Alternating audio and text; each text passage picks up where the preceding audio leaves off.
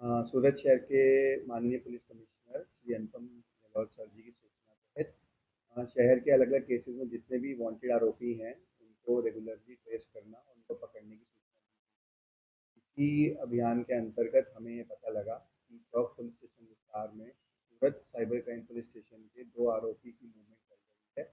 तो हमने detail investigation किया, अलग अलग टीम बनाई और टेक्निकल एनालिसिस और ह्यूमन इंटेलिजेंस के अंतर्गत हमें पता लगा कि दो आरोपी जो पिछले 9 महीने से वांटेड हैं, उनका यहाँ पे रेगुलर मूवमेंट हो रहा है। तो हमने उनको फिर डिटेन किया, एक टीम बनाई। उनको डिटेन करने के बाद हमें पता लगा कि इनकी कामगिरी इस तरह से है, ये जितने भी दो आरोपी हैं, तो ये जितने भी भोले लोग होते हैं, गरीब लोग होते हैं, उनके नाम का अलग अलग बैंक, और फिर जो बैंक अकाउंट की किट्स जो होती हैं वो कमीशन बेसिस पे आगे डमी अकाउंट तरीके जो साइबर फ्रॉडस्टर्स होते हैं उनको प्रोवाइड करवाते हैं, जिससे कि यह होता है कि जितने भी साइबर क्राइम का पैसा है वो इन अकाउंट्स में ट्रांसफ़र हो जाता है और ट्रांसफ़र होने के बाद इनका अकाउंट का ट्रेस नहीं हो पाता और इन अकाउंट से विड्रॉ हो जाता है। दो आरोपी जिनको हमने पकड़ा है उनके नाम, दोनों भाई हैं, और पहले का नाम है निखिल भाई दिनेश भाई मकवाना की उम्र है 26 साल, और दूसरे का नाम है प्रतीक भाई दिनेश भाई मकवाना है 20 साल। ये जो दोनों भाई हैं ये लोन कंसल्टेंसी का काम करते हैं। ये सूरत में सिद्धि विनायक अपार्टमेंट उदयनगर के रहने वाले हैं। फिलहाल उनका लेकिन जो मूल वतन है वो गोंडल राजकोट का है। इस पूरे रेड के दौरान जो मुद्दामाल बरामद हुआ है वह है 4 मोबाइल फ़ोन, 2 स्वाइप मशीन, एक वाईफाई राउटर, एक कैश काउंटर मशीन जिससे पैसे गिना जाता है, सीसीटीवी, स्टैम्प और कुछ चेक बुक्स। टोटल जो मुद्दा माल है उसकी कीमत है 3,08,000 रुपये।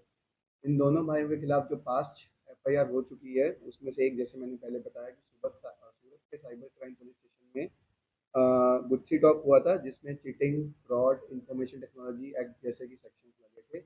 और जो बड़ा भाई है निखिल, उसके खिलाफ गोधरा में भी ए डिवीजन में भी इसी चीटिंग और फ्रॉड का एक अलग से गुना दाखिल है। फिलहाल इन दोनों आरोपियों को फर्दर तपास के लिए सूरत के साइबर क्राइम पुलिस स्टेशन में हम फॉरवर्ड कर देंगे, जिससे कि इसकी फर्दर डिटेल्स लिखी जाए।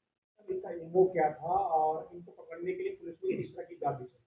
इनका हमें, जैसे मैंने बताया, यही रहता है कि ये अलग अलग नए अकाउंट्स बनाते हैं जिनका आइडेंटिटी ट्रेस करना बहुत मुश्किल होता है। जैसे कोई गरीब हो, कोई रूरल विस्तार से, पिछड़े इलाके से हो, उनके आईडीज ये लेते हैं और नए अकाउंट्स बनवाते हैं। जो नए अकाउंट्स बनवाने के बाद इनके पास जो किट आती है वो जो लार्जर ग्रुप साइबर क्राइम करते हैं उनको प्रोवाइड करवाते हैं कमीशन बेसिस पे। और फिर कमीशन बेसिस क्या होता है, जब उनको अकाउंट दे देते हैं उसके बाद ये जितना भी साइबर क्राइम का जो पैसा एकत्रित होता है वो बाइफरकेट हो जाता है छोटे छोटे अमाउंट्स में, इन अकाउंट्स में, और फिर इन अकाउंट से एटीएम या फिर किसी ऑनलाइन ट्रांजेक्शन के द्वारा ये ट्रांसफर किए जाते हैं, जिससे इनका ट्रेस करना मुश्किल हो जाता है। तक कितने अकाउंट इन्होंने खोले थे और कितने कमीशन?